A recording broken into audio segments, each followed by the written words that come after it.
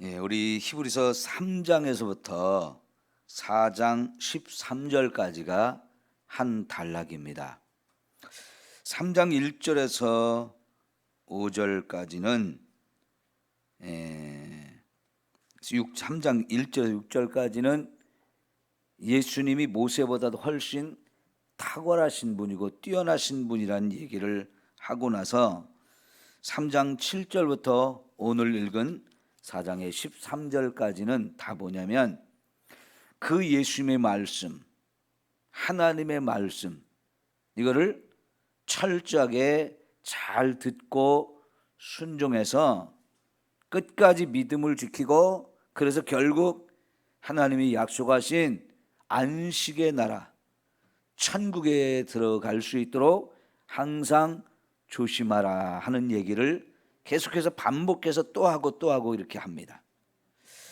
자, 여러분, 이런 이야기를 하면서 히브리서에서는 구약 성경을 자꾸 인용하면서 그 말씀을 해석하고 우리에게 적용해 주면서 그걸 교훈으로 삼아 우리도 말씀을 잘 순종하는 자가 되어야 되지, 말씀을 불순종해 가지고 구약 시대에 출애굽은 했지만 가나안 땅에 들어가지 못한 사람들처럼 하나님이 약속하신 이 안식에 들어가지 못하는 사람이 있어서는 절대로 안 된다 하는 얘기를 계속해서 반복하고 있습니다. 그래서 과거의 이야기를 하면서도 현재 오늘 우리가 그걸 교훈을 삼아서 우리는 어리석은 사람들처럼, 불순종한 사람들처럼 살지 말고 우리는 말씀을 잘 듣고 순종해서 끝까지 이 믿음을 가지고 살다가 약속하신 천국에 반드시 들어가자, 그런 권면을 주고 있어요. 자, 4장 1절을 한번 볼까요? 그러므로 우리는 두려워할지니 그의 안식에 들어갈 약속이 남아 있을지라도 너희 중에는 혹 이르지 못할 자가 있을까 함이라. 분명히 하나님은 저와 여러분에게 천국을 약속하셨죠. 그래서 그 천국을 소망으로 삼고 지금 신앙생활을 하는데, 이 신앙생활을 하는 현재 저와 여러분이 항상 두려움을 가지고 신앙생활을 하라는 거예요. 뭔 두려움을 가지라는 거냐? 내가 잘못해서 나도 언제 어떻게 변질이 돼서 고난이 힘들다고 신앙생활 하는데 여러 가지 어려움이 있는 거, 그거 견디지 못해가지고 약속하신 그 천국에 들어가지 못하는 일이 있어서는 안 된다는 거예요. 혹시라도 우리 가운데 한 사람이라도 그런 사람이 있으면 안 되니까 절대로 그렇게 되지 않도록 매일매일을 조금은 두려워하는 마음으로 자신을 살피면서 신앙생활을 잘 하라는 거지요. 여러분, 이것은 이 한 귀절 속에도 목회자가 성도들을 지극히 사랑하는 마음이 들어있어요. 아니, 더 나아가서 하나님께서 정말로 저와 여러분을 향해서 이렇게 염려하고 있고 이렇게 사랑하고 있어요. 예수 그리스도가 십자가에 죽으시면서 그 흘리신 피로 저와 여러분의 죄를 다 씻어주시고 구원해 주셨는데, 그런 엄청난 은혜를 받은 저와 여러분이 신앙생활을 엉터리로 하고 게을러지고 나태해지고 세상의 마음을 빼앗기고 하면 이 구원이 취소되거나 빼앗기거나 할 수도 있다는 염려를 하고 있는 거예요. 분명히 하나님은 저와 여러분을 천국까지 이끌고 가기를 원하시는데요, 거기서 자꾸 딴짓하고 그러다가 이 하나님이 약속한 천국에 이르지 못하는 자가 있을까 염려하는 거예요. 그런 사람이 한 사람도 있으면 안 되겠죠. 이거는 목사의 책임이기도 하고 여러분 각자의 책임이기도 하고, 또 그래서 그런 책임감을 가지고 우리 주변에 있는 사람들도 자꾸 돌아볼 줄 아는 저와 여러분이 되어야 합니다. 자, 2절을 보면 그들과 같이 우리도 복음 전함을 받은 자이니, 그렇죠? 이미 저와 여러분 복음을 받았죠. 자, 들은 바 그 말씀이 그들에게 유익하지 못한 것은 듣는 자가 믿음과 결부시키지 아니함이라. 자, 여러분, 오늘 말씀에서 이제 제일 강조하는 것이 하나님의 말씀입니다. 하나님의 말씀. 그러니까 복음을 우리가 전함받은 자고 또 들은 바 그 말씀이 그랬어요.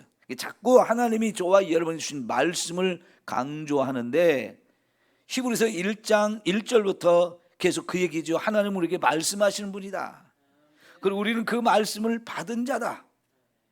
그 말씀의 중요성, 그걸 굉장히 강조해요. 그러면 그 말씀을 우리는 어떻게 해야 되느냐? 첫째는 들어야 돼요. 자꾸 우리는 들어야 돼요. 두 번째는 그걸 믿어야 돼요. 세 번째는 순종해야 돼요.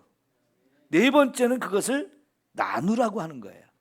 이게 이제 오늘 내용의 핵심인데요. 자, 여러분, 우선은 저와 이런 말씀을 부지런히 들어야 됩니다.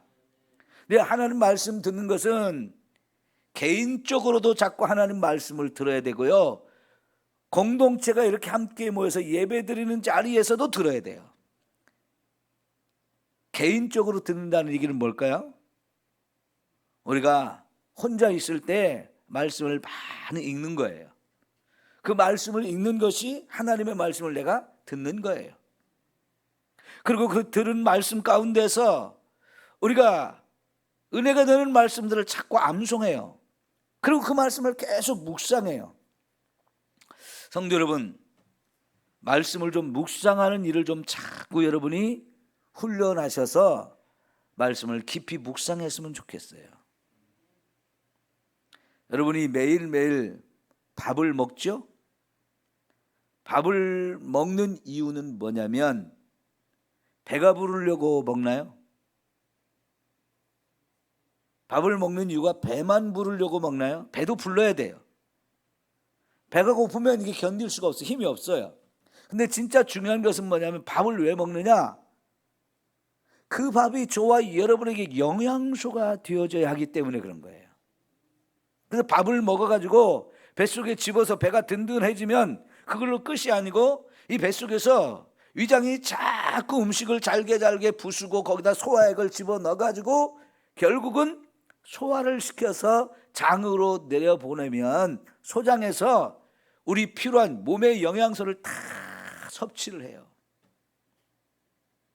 그리고 이제 필요 없는 찌꺼기는 내보내는 거지요. 그 소장에서 저와 여러분이 먹은 음식에 이 영양분을 다 섭취하는 거, 그게 중요한 거거든요.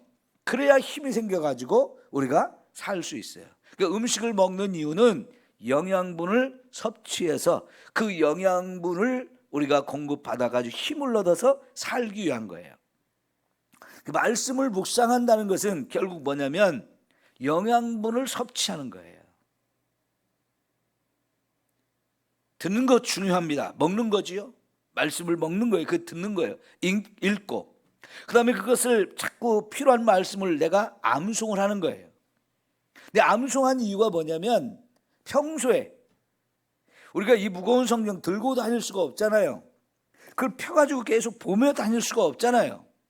근데 암송을 해가지고 항상 그 말씀을 묵상하기 위한 거예요.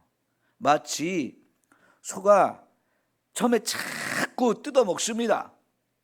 사료나 풀이나 이런 걸 자꾸 뜯어 먹죠. 그러고 나면 어떻게 합니까? 배가 막 잔뜩 차 있는데 그 차 있는 걸로 끝나지 않고 그 뱃속에 차 있는 걸 또 훅 꺼내가지고 입안에서 자꾸 되새김질을 하죠. 그 뭐 하는 겁니까? 이걸 잘게 부숴가지고 집어넣으면 그때 이제 소화가 되는 거거든요. 그 소화가 될 때 거기서 이제 영양분을 흡수하듯이 말씀을 우리가 들은 것으로 끝나면 그냥 배만 채운 거예요. 배만. 귀때기만 커진 거예요. 그런데 이제 진짜 중요한 것은 그 말씀을 통해 영양분을 섭취해가지고 내게 꼭 필요한 힘을 얻어야 되는데 그 과정이 말씀을 묵상하는 거예요. 말씀을 묵상하면 그 말씀이 깨달아지면서 이런 뜻이구나, 이런 말씀이구나 하는 것들이 자꾸 깨달아지면서 그 말씀이 힘이 되는 거예요. 이렇게 살아야지, 이 말씀이 이렇게 좋구나, 이 말씀 속에 하나님의 사랑이 이렇게 들어있구나 하는 걸 자꾸 깨달으면서 우리가 힘이 나는 거예요. 그래, 내가 예수 믿기를 이렇게 잘했어, 예수님은 나를 이렇게 사랑해 주시고 이렇게 은혜도 주시고 축복도 주시는구나 하는 걸 자꾸 우리가 깨닫게 되면서 믿음이 쑥쑥 자라는 거예요.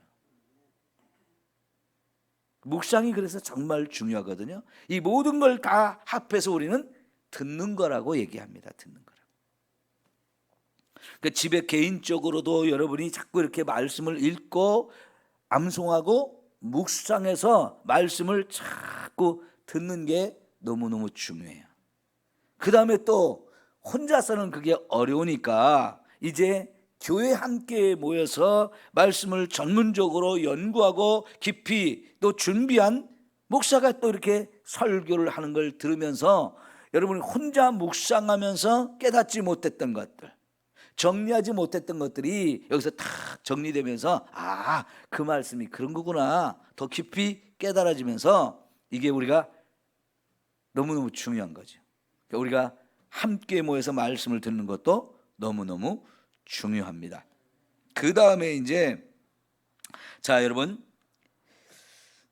들은 바 그 말씀이 그들에게 유익하지 못한 것은, 이제 진짜 말씀을 들었으면 유익해야 되죠. 우리가 그 말씀에 유익을 얻어야 돼요. 근데 유익을 얻는 첫 번째가 뭐냐면 믿는 겁니다. 믿는 거. 그래서 듣는 자가 믿음과 결부시키지 못했다. 말씀을 들었는데 그들에게 전혀 유익함이 없다. 왜 그러느냐? 믿음으로 듣지 않았다는 거지요. 말씀이 믿어져야 되고요, 말씀을 들으면서 이 말씀을 내게 주신 하나님의 말씀을 확 붙들어야 돼요. 말씀을 내가 붙들면 그 다음에는 말씀이 저와 여러분을 붙들어요. 이런 자리까지 가야 된단 말이죠. 그 전에 우리가 말씀을 들으려고 애를 써야 되고요, 말씀을 믿음으로 받으려고 자꾸 믿음을 가져야 돼요. 그럴 때 이 말씀이 내 안에 확 들어와서 마음판에 새겨지게 되고, 그러면 그 말씀이 저와 여러분을 붙들어서 이제는 말씀이 우리를 이끌고 간단 말이에요. 이렇게 살아라 저렇게 살아라 하면서 말씀이 내 안에서 살아서 역사합니다. 그래서 4장 12절에 하나님의 말씀은 살았다고 그랬고, 근데 살아있는 것으로 끝나지 않고 계속해서 운동력이 있다는 거예요. 활력이 있다는 거예요. 뭔가 자꾸 일을 한다는 거예요. 그 말씀이 일하는 게 뭐냐? 내가 말씀을 먹고 그 말씀을 내가 가지면 이제는 말씀이 내 안에서 역사해서 말씀이 저와 여러분 붙들고 생명의 길, 진리의 길, 축복의 길, 은혜의 길로 저와 여러분을 이끌고 가시는 거예요. 그러니까 말씀을 많이 들어라.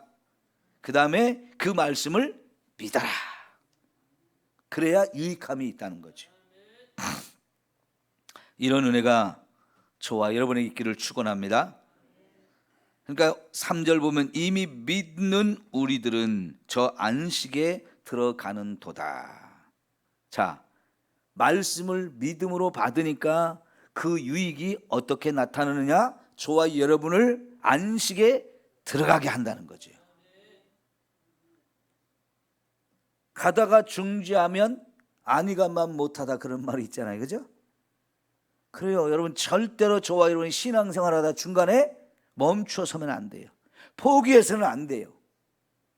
지금 이 히브리서가 쓰여진 배경에 예수님을 믿고 신앙생활을 시작한 유대인들 가운데 신앙생활을 하다 보니까 어려움이 많이 생겼단 말이죠. 그 당시가 로마가 전 세계를 지배하던 당시였단 말이죠. 그 로마 지배 아래 믿음을 가지고 사는 사람들이 보통 힘든 게 아니었어요. 너무너무 힘들었어요. 잡아 죽이거나 재산을 다 빼앗아가거나 내쫓거나 감옥에 가두거나 매를 치거나 온갖 고통을 받게 만드니까요, 이게 예수 믿는 게 보통 어려운 게 아니었단 말이죠. 근데 그 어려움 속에서 내가 이래도 예수를 믿어야 되는가? 내가 정말 이런데도 예수를 믿어야 돼? 그런 고민이 생기고 갈등을 하다가 하나씩 둘씩 믿음을 버리고, 나 이렇게 살기 싫어, 그냥 편하게 살고 싶어, 그러면서 믿음을 버리는 사람들이 생긴단 말이죠. 그런 사람들에게 지금 우리가 이 땅에서 고난받는 것과 비교할 수 없이 아름다운 천국이 있다는 것, 그 천국에 우리를 데려가려고 예수님이 이 땅까지 오셔가지고 십자가에 죽으시면서부터 저와 여러분을 구원해 주셨는데, 그렇게 받은 구원이 얼마나 귀하고 아름다운 건데 이 땅에서 고난받는 거 견디지 못해서 왜 그걸 포기하느냐는 거예요.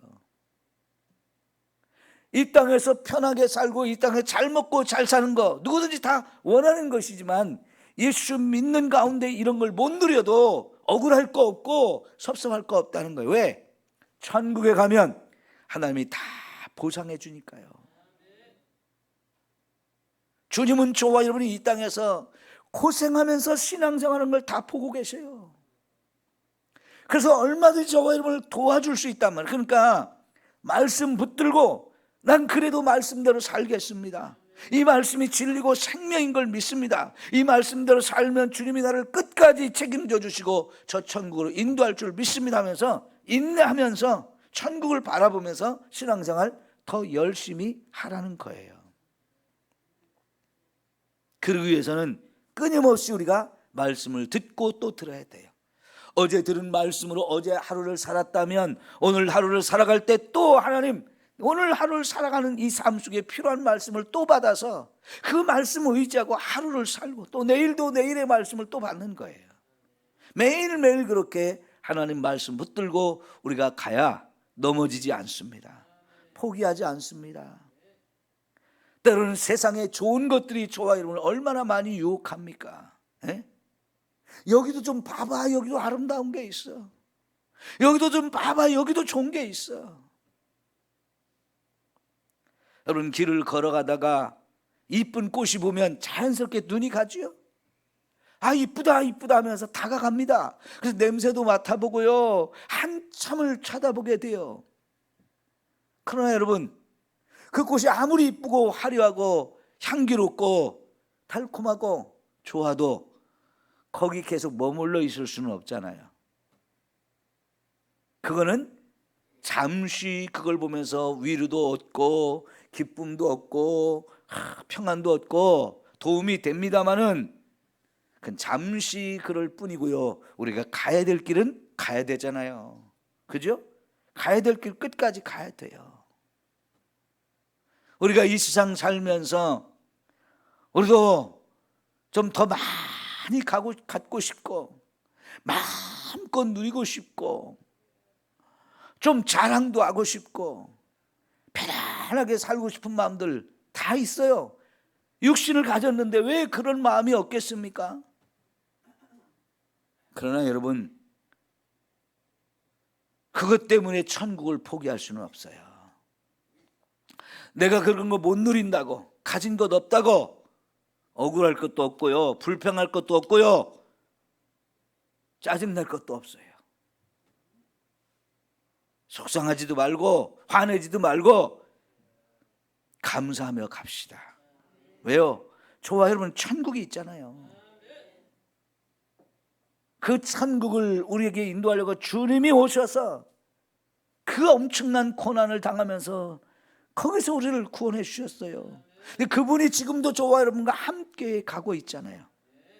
아까 우리가 부른 447장 앞에 445장인가 6장인가, 대산을 넘어 험곡에 가도 빛 가운데로 걸어가면, 그 다음에 어떻게 돼요? 주께서 항상 지키시기로 약속한 말씀 변치 않네. 그렇습니다. 저와 여러분이 지금 태산을 넘어가야 되는 이 험난한 상황 속에 있어서 하나님 너무 힘듭니다. 피곤하고 지쳐요. 못 가겠어요. 포기하고 싶어요. 그럴 때 주께서 나와 함께 하시겠다고 약속하셨어. 그 말씀 변치 않습니다. 그러니까 힘들 때일수록 주님이 내 곁에 가까이 와서 내가 너 붙들어 줄게, 내가 너와 함께 할게 이러면서 저와 여러분을 붙들어 주신다고요. 그러면 우리는 어떻게 됩니까? 할렐루야를 힘차게 불러 날마다 주 하러 가리. 그래요. 나와 함께 하신 그 주님 우리가 믿어버리면 주님이 내 손잡고 함께 가잖아요. 한 걸음 한 걸음을 주님과 동행하면서 가면 됩니다. 예? 그때 할렐루야 찬송이 나오고요. 저 천국을 향해서 변함없이 갈 수 있는 저와 여러분이 되어지는 거지요. 자, 이제 3절 중반에 보면 이런 믿음으로 말씀을 받지 않는 사람들을 향해서 하나님이 어떻게 하느냐, 내가 노하여 맹세한 바와 같이 그들이 내 안식에 들어오지 못하리라 그랬어요. 누구한테 이런 말씀을 하시는 거예요? 하나님 말씀하셔도 무시해버리고 안 듣는 사람들, 그 말씀을 들을 때 믿음이 없는 사람들, 이런 사람들은 그 말씀을 통해서 하나님 주신 유익함을 얻지 못하고 오히려 이제 하나님께 그들에게 진노하신다는 거예요. 얼마나 진노하시면 맹세를 하신다는 거예요. 뭐라고요? 너희들은 절대로 내가 예비한 안식이 못 들어온다. 안 돼, 너희들은 안 돼. 허락하지 않는다는 거예요. 무섭죠? 오늘 저와 여러분 이런 사람을 되면 안 되잖아요. 이런 하나님의 말씀을 우리가 들어서는 안 되잖아요. 과거에 출애굽을 했던 이스라엘 백성들이 광야의 길을 가면서 그렇게 하나님 말씀을 믿음으로 받지 않고 거역하다가 하나님이 약속한 가나안 땅에 못 들어갔는데, 그 약속한 가나안 땅은 안식의 땅이에요. 안식의 땅. 그건 천국을 우리에게 상징적으로 보여주는 것이에요. 이렇게 히브리서에서는 구약 성경을 자꾸 인용하면서 지금 이 시대에 신앙생활하고 하는 저와 여러분에게 봐라, 구약 시대 성도들이 어떻게 신앙생활을 했는지. 잘한 사람도 있고 못한 사람도 있다. 여러분 앞에서 3장 1절에서 6절까지 예수님과 모세를 얘기할 때 사실 모세가 정말 하나님 앞에 훌륭한 사람이었어요. 모세를 깎아내리려고 한 게 아니고 그런 훌륭한 모세보다도 예수는 더 하나님 앞에 충성하고 신실하게 하나님의 그 말씀에 순종하며 살았다는 걸 우리에게 보여주거든요. 우리가 그런 본을 따라가자는 거예요. 그런데 그 시대에 똑같은 시대를 살아가면서 하나님 신 말씀을 거역하고 믿지 않고 그렇게 불순종했던 사람들 다 하나님의 약속했지만 그 약속한 천국을 너희는 못 들어온다, 내 안식에 너희들은 못 들어온다고 하나님이 거부하셨다는 거죠. 결국은 광야에서 다 죽었잖아요. 그걸 거울로 삼아서 저와 여러분이 신앙생활을 제대로 하자는 거예요. 자, 여러분, 이 안식에 관한 이야기는 3절 중반에 보니까 세상을 창조할 때부터 그 일이 이루어졌다 그랬어요. 안식에 관한 이야기는 하나님이 세상을 창조할 때부터 정한 원칙이라는 거예요. 그래서 6일 동안 세상을 창조하시고 하나님은 제7일에 안식하시면서 자신이 창조한 모든 만물에게 안식을 주시고 누리게 하셨어요. 여러분, 하나님이 6일 동안 일해가지고 피곤해서 7일째 쉬신 겁니까? 하나님은 졸지도 않고 주무시지도 않으시는 분이에요. 우리는 졸지도 않고 잠도 안 자면 우리는 피곤해서 못 살아요. 아무 일 안 하고 놀기만 해도 잠을 안 자면 피곤하거든요. 잠을 자야 돼요. 그런데 하나님께서 친히 일주일 6일을 일하셨다고 피곤해가지고 그분이 안식이 필요해서 안식한 게 아니고, 사실은 이 6일 동안 일하고 나서 7일 만드시고 그래서 그날 안식을 하신 이유는 하나님을 위해서가 아니고 하나님 만드신 모든 만물들에게 안식을 주려고 하신 거예요.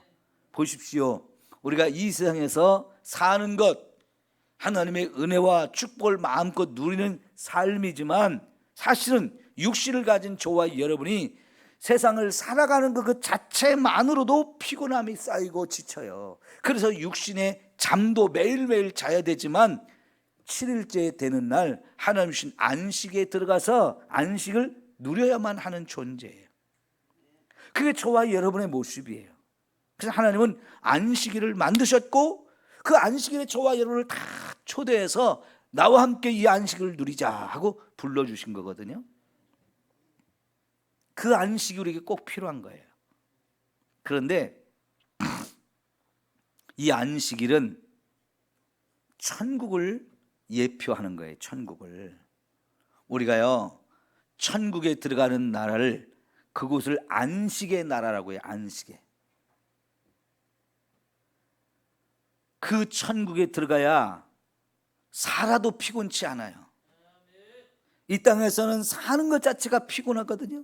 근데 천국에서는 영원히 살 건데 아무리 살아도 피곤치 않기 때문에 거기는 영원한 안식의 나라라고 얘기하는 거예요. 그래서 천국이 좋다는 거지요. 천국에 가서도 피곤하면 어떻게 해? 아니에요. 천국은 피곤하지 않아요. 영원히 안식을 누리는 상태예요. 그러니 얼마나 좋습니까? 그 나라 들어가야죠. 그 나라 들어가려면 하나님 주신 말씀을 잘 들어라. 그리고 그 말씀을 들을 때 믿음으로 받아라. 그래야 유익함이 있는 그 유익함은 최고의 유익함은 뭐냐면 그 말씀이 저와 여러분을 천국까지 인도하는 거지요. 말씀에 우리가 사로잡힐 때 그 말씀이 천국까지 저와 여러분을 인도하는 거예요. 이런 은혜가 저와 여러분에게 있기를 축원합니다. 예, 여러분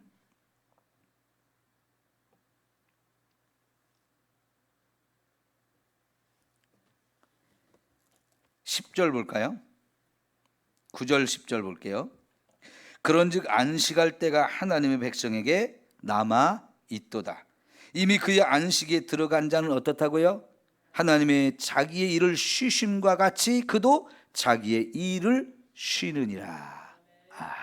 여러분 안식에 이미 들어간 자는 어떻다고요? 하나님이 쉬면서 안식을 누리는 것처럼 그 안식의 나라에 들어간 사람들은 이미 그 안식을 누리고 있다는 거예요. 이게 얼마나 부러운 겁니까? 부럽죠? 그런데 거기 우리 들어갈 거예요. 들어갈 거예요. 그러니까 믿음 가지고 열심히 신앙생활을 해야 하는데요. 자, 그러므로 우리가 저 안식에 들어가기를 어떻게 하라고요? 힘쓸지니. 그래서 지금 저와 여러분이 해야 될 거, 이 안식의 나라를 바라보면서 거기에 들어갈 수 있도록 열심히 신앙생활을 하라는 거예요. 그 열심히 신앙생활하는 핵심이 뭐냐? 말씀 붙들고 사는 거예요. 여러분 교회 다닌다고 하면서 예수를 믿는다고 하면서 말씀이 없이 내 마음대로 사는 사람들이 너무나 많아졌어요. 말씀 없이 사는 것, 내 마음대로 사는 건 절대로 신앙생활을 제대로 하는 게 아니에요. 그건 엉터리예요. 해봤자 의미가 없어요. 그런 사람은 안식의 나라에 들어갈 수가 없습니다. 지금 여기서 말하는 게 바로 그거예요. 신앙생활 제대로 해서 그래서 안식의 나라에 들어가려면 말씀을 붙들고 그 말씀 따라 살아가라는 거예요. 자, 첫 번째가 말씀을 들으라고 그랬죠. 두 번째 믿으라고 그랬죠. 세 번째는 순종하는 거예요. 그게 여기서 지금 힘쓰라고 하는 거지요. 그래서 이는 누구든지 저 순종하지 아니하는 본에 빠지지 않게 하려 함이라. 안식이 들어가기를 힘쓰라고 하는 내용의 구체적인 내용이 뭡니까? 순종하라는 거예요. 오늘 우리가 하나님 말씀을 듣고 믿음으로 받고 이제는 그 말씀을 순종하는가, 그게 바로 안식에 들어가기를 힘쓰는 삶인 거지요. 그죠? 이 삶이 저와 여러분을 천국까지 인도하는 거예요. 그래서 이제 하나님의 말씀의 능력, 말씀이 살아서 역사하는 것을 보여주는데요. 12절 하나님의 말씀은 어떻게 됐느냐? 살아있다는 거예요. 영원히. 우리가 세상 하나님을 안 믿는 사람 입장에서는 이게 이해가 안 가는 얘기죠. 어떻게 말이 살아있냐? 저와 여러분 지금 말하고 그것이 말하고 나면 끝나고 없어지죠? 그런데 하나님의 말씀은 우리의 말과 다르다는 거예요. 창세기 1장에서 하나님이 세상을 창조할 때 말씀하시면 됐죠. 말씀으로 창조했죠. 그 하나님의 말씀은요, 하나님의 입에서 나온 대로, 말대로 뭐가 이루어져요. 빛이 있으라. 말씀하신 대로 빛이 만들어졌어요. 물이 아래 위로 나뉘어져라. 그래서 아래 위 물과 물 사이에 궁창이 만들어지게 해가지고 이 세상에 하늘이 생겼어요. 이 땅에 있는 물들은 한 곳으로 모여 하나님 바다를 만들었어요. 그 물이 모이니까 묻이 드러나서 땅이 우리에게 보여지고요. 그 땅에 풀이 나게 하고 과일나무가 자라게 하고 거기서 새들이 또 살게 하고 짐승들도 만드시고 바다의 물고기도 만드시고 다 이걸 하나님의 입으로 하셨어요. 말씀으로 하셨어요. 그 하나님의 말씀은 살아있는 거예요. 하나님 입에서 한번 말씀이 떨어졌다고 해서 없어지는 게 아니고 그 말씀은 영원합니다. 그 말씀은 살아서 자꾸만 활력 있게 일을 한단 말이에요. 근데 여러 가지 그 말씀이 하는 일이 있지만 특별히 말씀을 들은 저와 여러분에게 이 말씀이 내 안으로 들어와서 무슨 일을 하느냐? 나의 혼을 쪼개고 영을 쪼개고 관절도 쪼개고 골수까지 찔러서 쪼갠대요. 그러면 아프잖아요. 예. 하나님의 말씀이 검과 같이 아주 예리한 날이 선 칼과 같이 내 안에 들어와서 관절을 쪼개고 영을 쪼개고 혼을 쪼개고 골수를 찔러 쪼개는 이런 일을 한대요. 얼마나 아프겠어요. 왜 그래요? 저와 여러분이 잘못된 것을 수술해서 고치려고요. 그 말씀을 들으면 그 말씀이 나의 죄를 생각나게 하고 깨닫게 해서 이것은 아니구나 잘라내는 거예요. 말씀의 칼로 잘라내는 거예요. 저와 여러분 속에서 그 작업을 해야 되는 거예요. 하나님이 찔러 쪼개서 너 여기 문제 있잖아. 관절 속에도 여러분 문제가 있어서 관절염이 생기고 뼈와 뼈 사이에 연골이 닳아서 뼈가 부딪히니까 뼈가 부서지고 얼마나 아파요. 무릎 아프고 허리 아프고 목 아프고 어깨 아프고 다 그런 병이거든요. 여러분 오늘 이 시간 하나님의 말씀이 여러분 육체의 그런 질병도 찔러 쪼개서 그 병을 치유해낼 수 있기를 축원합니다. 말씀이 들어오면 우리 육체도 말씀의 칼이 병을 찔러 쪼개서 치유하십니다. 우리 서호선 성도님 아파가지고 여기를 자꾸 그냥 예배 시간에도 그러거든요. 하나님이 어깨를 찔러 쪼개서 수술해 놓으시기를 바랍니다. 하나님은 대책 없이 다 찔러갖고 쪼개가지고 이거 봐 하고 드러내기만 하시는 분인가요? 그렇게 하시는 이유가 뭐예요? 수술해서 여러분 제대로 고쳐주려는 거예요. 그런데 여러분 관절과 골수만 그런 게 아니고 우리 영과 혼에도 문제가 있다는 거예요. 그 영과 혼의 문제는 말씀의 칼로 찔러 쪼개서 우리 죄를 드러내는 거예요. 봐, 이런 죄가 있잖아. 자꾸 말씀이 저와 여러분의 죄를 보여주고 드러내주니까 이거를 찔러 쪼개서 치유받으라는 거예요. 회개하면 다 치유받습니다.